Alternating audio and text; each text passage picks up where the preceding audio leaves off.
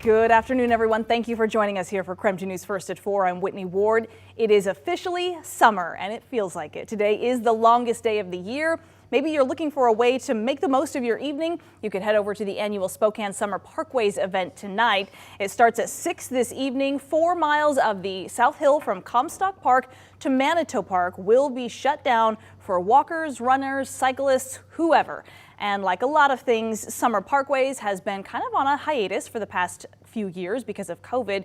So if you don't remember or maybe have never been a part of that, here's what to expect. Vendors will be set up all around the South Hill. People along that route can then explore them as they walk, pull the wagon, whatever. It's a great time to enjoy the first day of summer and, of course, the great weather that we are enjoying because we have certainly been waiting for it. So we want to now turn to our chief meteorologist, Jeremy Legoo, in the Outdoor Weather Center in the sunshine as we are talking about what people can expect through tonight and then, of course, throughout the rest of the week. Oh, Whitney, it really doesn't get much better than this. It's 75 degrees and sunny. Beautiful. This is kind of a treat. Right now, temperatures sit at 75 here in town. We talked about that, but get this. Across parts of Washington, up in the 80s, 84 in Wenatchee, 83 in Moses Lake, 76 in Coeur d'Alene, and a mix of clouds and sun in low 70s in Sandpoint. It really does not get much better than this. Tonight, temperatures do dip, but notice we're in the 70s until after the sun goes down.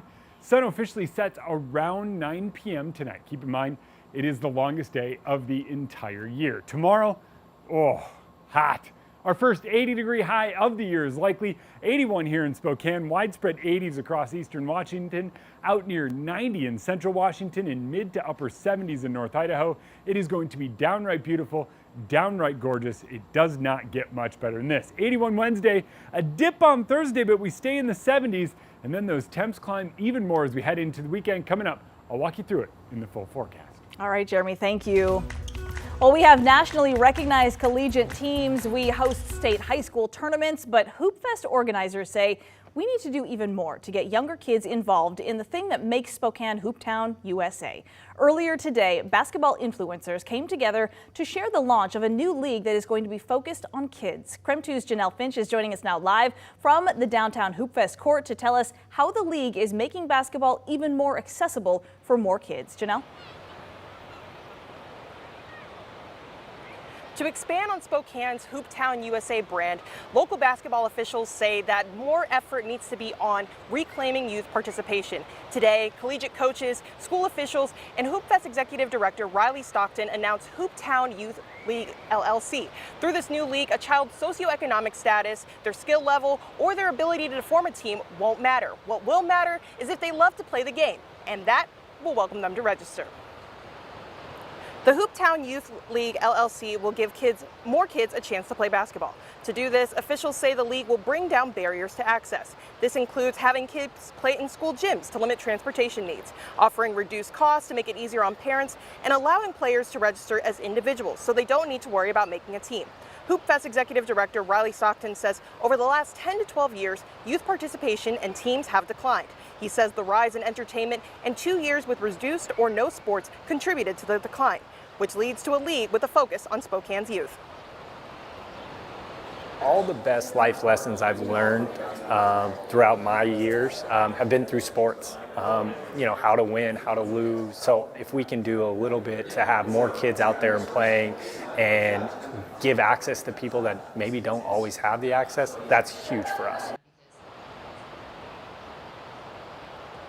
Other panelists say they hope the league will encourage more female basketball players. According to HoopFest, there are no 3rd, 4th, 5th, or 6th grade girls teams participating in Spokane Club basketball. The league will not eliminate high school programs and the Spokane Youth Sports High School Rec League. Grade school kids can still play for coach or club to organize teams in tournaments throughout the year.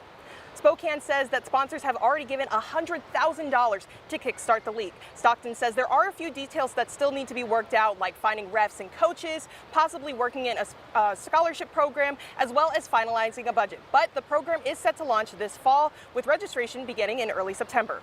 Live in downtown Spokane, Janelle Finch, KREM 2 News. Very exciting, Janelle. Thank you very much. And The full Ironman triathlon may return to Coeur d'Alene sooner than expected. In fact, tonight, Coeur d'Alene City Council will consider bringing back the full Ironman next year instead of the originally scheduled half Ironman. KREM 2's Amanda Rowley is joining us now live from Coeur d'Alene to explain why this change is even up for discussion. Amanda?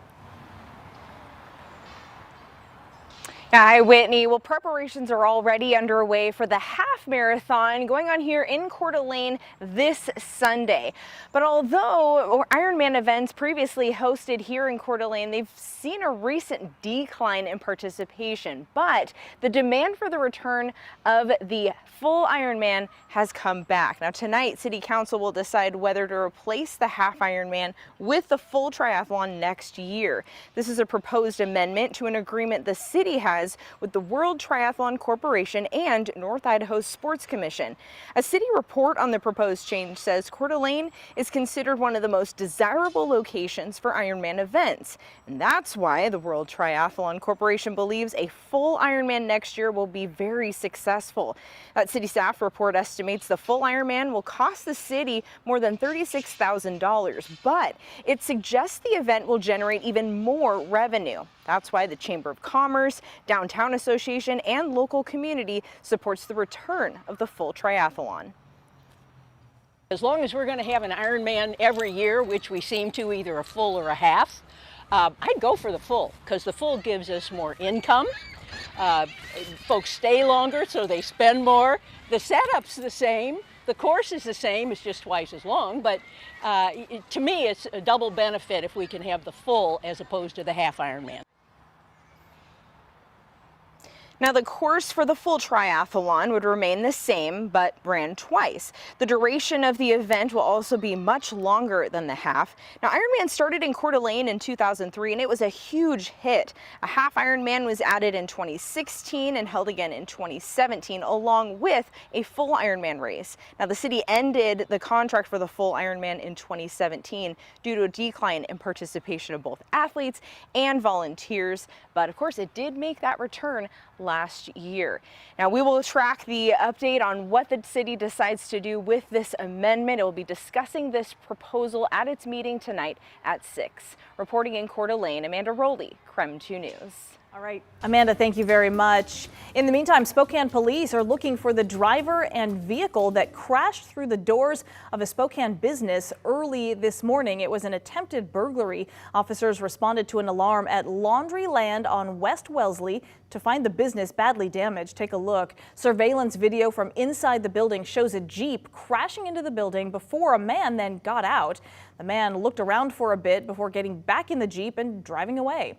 A manager for Laundryland says the thief only took a comment box.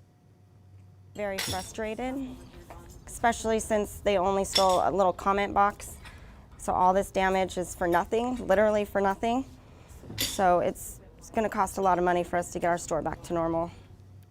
Police say the Jeep appears to be an older model with cream or white colored rusted paint. The man did thousands of dollars in damage. So if you have any information on how to identify him, you are asked to please call Crime Check. That number is there at the bottom of your screen.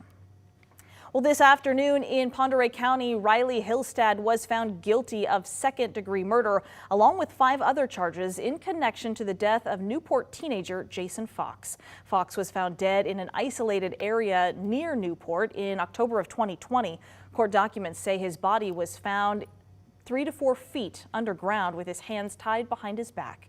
Hillstad has been described in court documents as the ringleader in the murder. He's due to be sentenced now in July. Another man, Claude Merritt, has also been found guilty in Fox's death, and 2 other suspects are still waiting to stand trial.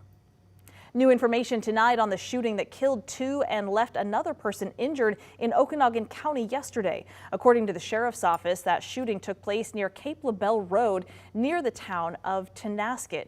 And what we know now is that there was some kind of argument that broke out between neighbors about an ongoing construction project. That's when police say the 61-year-old Scott Pollock and 26-year-old Raymond Smith started shooting at each other. Pollock was shot in the arm. Smith was shot in the chest and killed.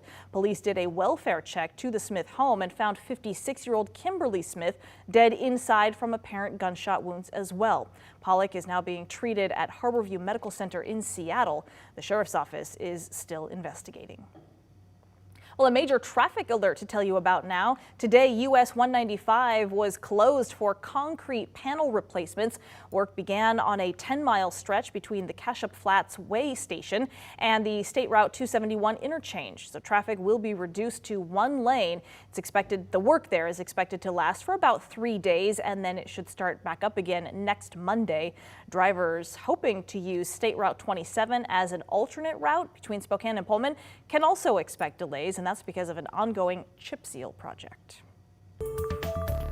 Spokane International Airport will have a full-scale emergency exercise tomorrow, and the goal there is to give the airport's first responders an opportunity to practice their emergency response plan. They'll get hands-on experience with different simulated injuries or emergency situations.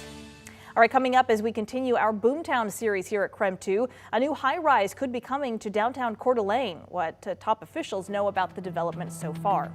Plus, as we get excited for Hoop Fest, a scavenger hunt is back, and you can be a part of it. You could even win some cash if you find one of these laying around. Those details also when we come right back.